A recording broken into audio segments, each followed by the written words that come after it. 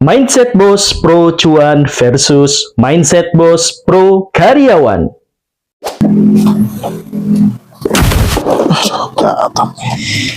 Tempatnya. Si Pak. Ya. Tak apa-apa ya.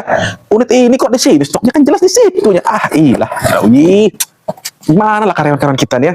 Kerja nggak betul, absen amburadul, giliran mau naik gaji, minta jidat saya. Gila deh orang nih.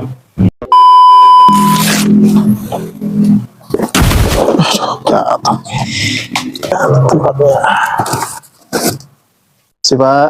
Ya. Ini kan harusnya unit stok nggak di sini, harusnya di sini. Kenapa ya belakangan performa dari karyawan agak turun? Apa karena gaji mereka kekecilan?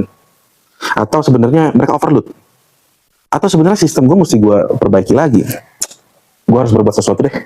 Mereka kan aset dari perusahaan. Kalau mereka happy, pasti perusahaan berkembang. Oke. Oke teman-teman, jadi dari dua POV yang sudah disampaikan di atas itu adalah POV atasan.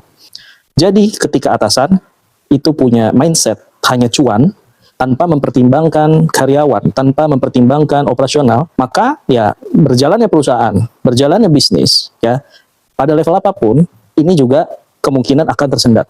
Kemungkinan akan berjalan tidak baik. Karena apa? Karena yang dipikirkan oleh si atasan ini hanya cuan saja.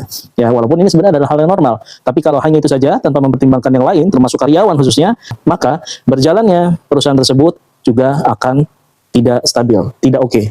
Nah, tapi ketika si pemilik perusahaan, si owner atau si atasan ini punya pemikiran bahwa berkembangnya perusahaan itu bukan hanya terkait dengan yang penting cuan. Ada sesuatu yang harus di-maintain, yaitu misalnya salah satu karyawan.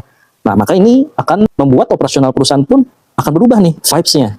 Ketika si atasan ini memanusiakan manusia, memperlakukan karyawan sebagai aset, karena dia punya keyakinan bahwa tanpa karyawan, bisnis dia tidak akan tumbuh. Tanpa karyawan, bisnis dia tidak akan berjalan. Nah, maka ini akan menghasilkan sebuah vibes yang positif, menghasilkan lingkungan kerja yang positif, sehingga karyawan happy. Karyawan happy akan bekerja dengan baik. Kalau kerjanya baik, hasilnya baik. Ya. Ketika hasilnya baik, maka dampaknya bisa dirasakan oleh banyak pihak, termasuk si karyawan, termasuk rekan kerja, termasuk perusahaan, dan tentunya atasannya sendiri. Kurang lebih seperti itu. Next, buka tema apa lagi kita?